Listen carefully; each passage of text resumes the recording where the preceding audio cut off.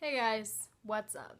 This week I'm doing another story time, and it's a story time that I actually wanted to do when it happened about a year ago, but I was too scared and I battled with how to tell the story.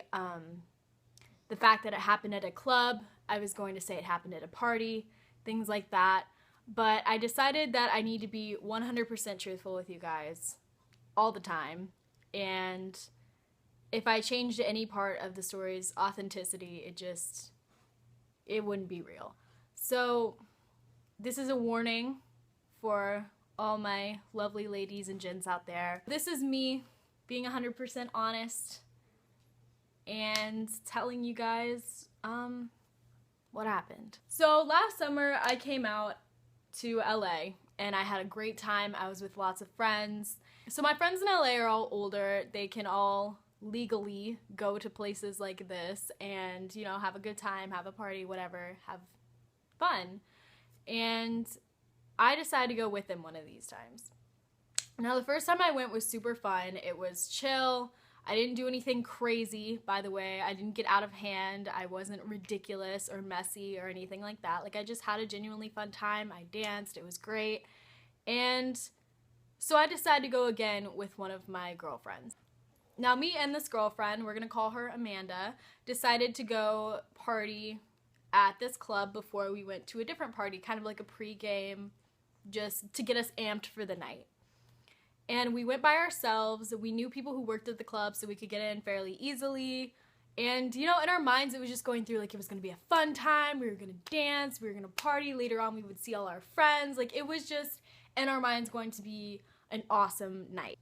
So the guy that we knew that worked there, he was actually outside kind of making sure everyone got into the club safely. Everyone was, you know, he was just kind of controlling the crowd outside. So we went inside by ourselves and just started to like have a good time on our own. Well, I don't know if some of you guys know how these clubs work, but they have like tables and then they have like a dancing floor and you can like rent out tables and stuff like that. So we had a table there and we couldn't find it because we couldn't find like our guy. He was outside. We're gonna call the guy Ryan, all right? So Ryan was outside working. We were inside and we were all looking for the table. We couldn't find it. We were like, whatever. And at this point it was already kind of late, so we were like, okay, like we'll just go meet up at our friend's house and we'll just go hang out there until the party, like it's fine, whatever. So we got all ready to leave and we were walking out and a guy stopped us. And it turns out the guy was like working with the club also, and he just looked like a nice guy, I don't know. And me being stupid and a little intoxicated, he asked me if I was with people there, and I said, oh yeah, just with my friend Amanda, we're just hanging out, it's just us though. That's already a stupid thing for me to say, already, right off the bat, but whatever. He doesn't seem fazed by it. He's like, oh, it's okay, like, can I help you guys? What are you looking for? And I was like, we're looking for our table, we're looking for our friend Ryan, we can't find him, he's outside maybe. And he's like, oh yeah, like, I know Ryan, he's outside, don't worry about it. Why don't you just come to my table for the time being and hang out there? We wouldn't want you guys being unsafe at a club like this. So I thought the guy was being really kind and that was a really nice thing for him to do.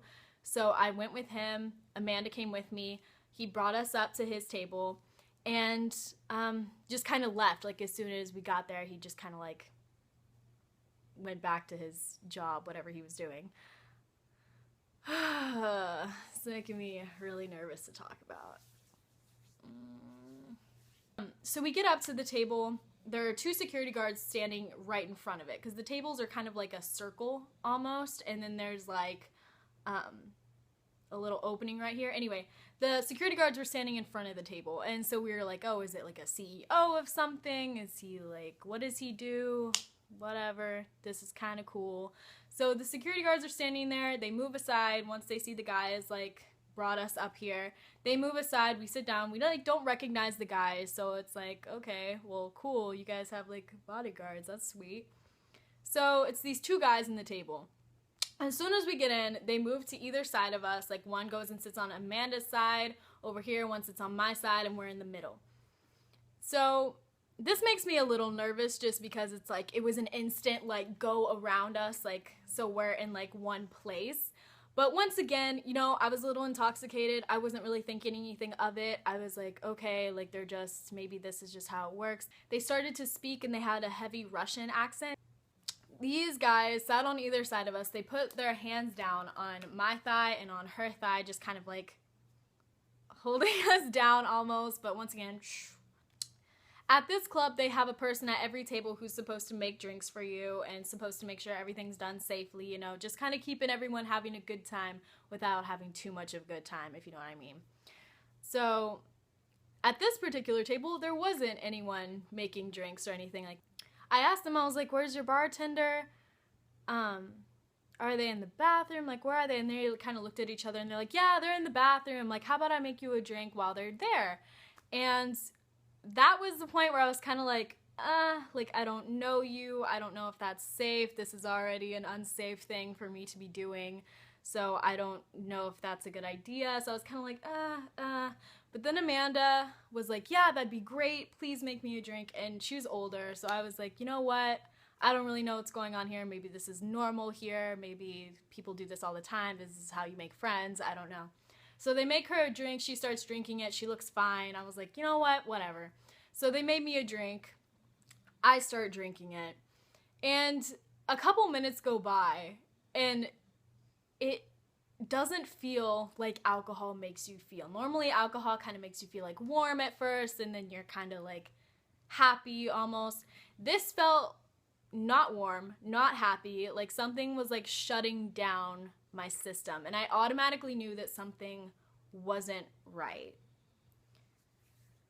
So at this point, I was freaking out a little bit just because, once again, I'm not of age to be in a club, which is another reason why I was afraid to tell this story, is because, you know, it makes me look bad. But I feel like I need to warn you guys of stuff like this, and you need to understand that things like this are not a game, and it's not just something that should be taken lightly, and that ages are in place for a reason at these places. But I was not of age to be in a club. I was not with somebody who was, you know, able to protect me if I needed protecting. And it was just a really unsafe situation for me to be in. And I knew at that moment that, like, if I needed to defend myself, there wasn't a surefire way that I could do it. You know what I mean? And so I kind of stand up a little bit.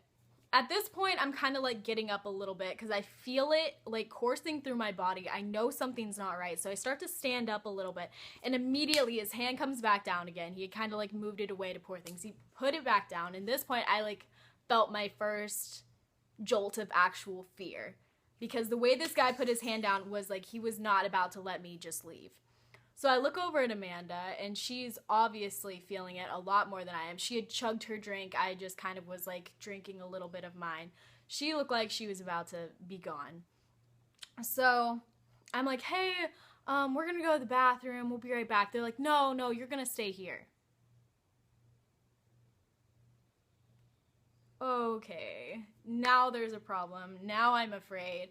And so I did the only thing I thought in my mind I could do, which was act super, super stupidly drunk.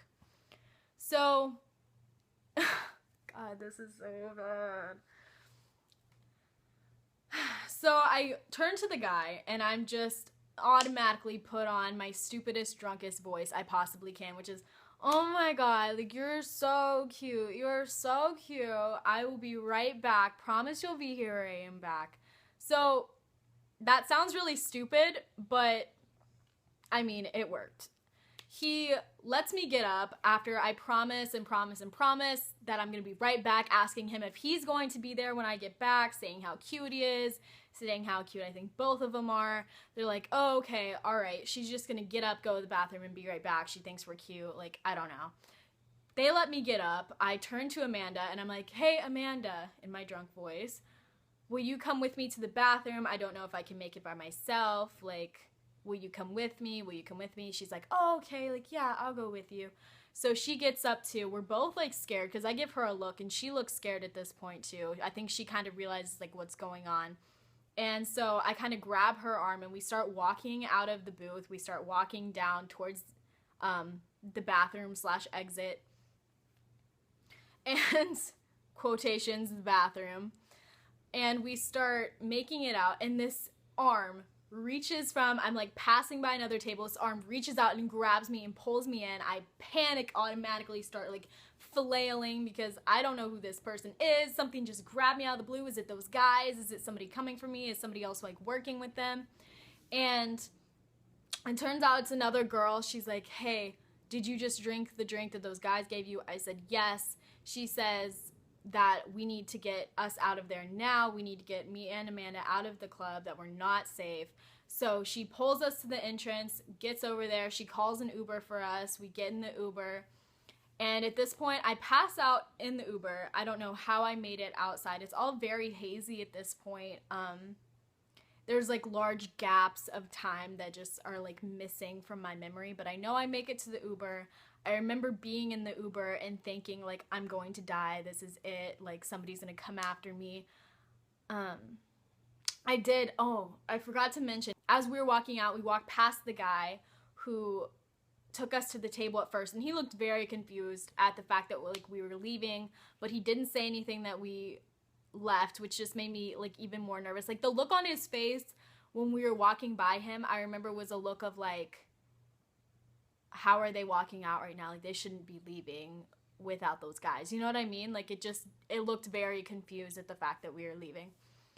But we made it to the Uber. I was, like, passing out in the Uber. I gave them the address of my really good guy friend's house, and we made it there.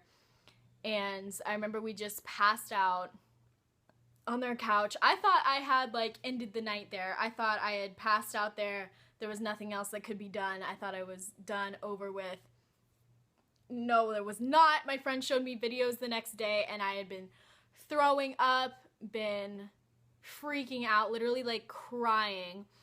And we had actually gone back to Amanda's house and fallen asleep there, because I woke up there the next morning. I don't even remember going to her house. I don't remember being in the Uber to her house or anything like that, which is also really scary, because it's like, if I had passed out at the club, like, I don't know what would have happened. I don't know what I would have been able to do, or, like, you know, it's really, really, really scary to talk about. I'm smiling, but it's like my coping mechanism to, like, not freak out, but I'm actually freaking out just talking about it. But we make it back to her house somehow. There are videos of me crying on her bathroom floor, begging to stop throwing up. Apparently was throwing up all night and couldn't stop. And the next morning, I actually felt like I should go to the hospital. I almost did, but I didn't. And I called my parents crying. I told them what happened and was just freaking out. They almost made me come home, like, that day. I was really, really, really freaked out. And I just felt almost like dead. Like, there was nothing inside my body. It just felt like totally empty and hollow, and it was the worst feeling ever, guys. Never again. So that's basically what happened when I got roofied. I told my friends the story later, and they said that it sounded like somebody was taking me from a club to be in sex slavery, something like that, because it's common for girls to disappear from LA clubs for that very reason, which is really also really, really scary. But I'm just telling you guys this story and the full honest truth of what happened, because I want you guys to be aware and know that, like, some of the choices you make could mean life or death for you. I mean, my life could be very, very different if I had passed out in that club. And in a way, I'm glad I'm able to tell you guys this story and kind of warn you. And if I wasn't so strong-headed and I wasn't able to think on my feet like that, I just don't know where I would be. So in retrospect, it's made me very, very antsy at any party or anything like that. I'm very, like, looking around me. I need to be aware of, like, what's going on at all times around me. I don't like to drink, or I don't like to do all these things anymore. It just makes me very, very uncomfortable to be under the influence of anything in a public situation. It's just very, very scary. So yeah, it does impact you. I hope you guys learned something from my story. If you have any questions, you can comment them below. I'm going to be answering comments because I feel like if you guys have any like personal questions on the matter, I should be able to help you guys. So this has been more of a so you're aware more than anything, and I realize that I'm probably going to get judgment and telling me you shouldn't have been in that club in the first place. You shouldn't be drinking underage. But let's be real. How many, especially if you're a teenager watching my videos, how many of you guys have ever drank? Like, how many of you guys have ever gone to a party? You know what I mean? So, like, don't be so quick to judge me, please. I'm not a bad person. I just made a bad choice. And thank you guys for watching. I love you, and you matter. Deuces.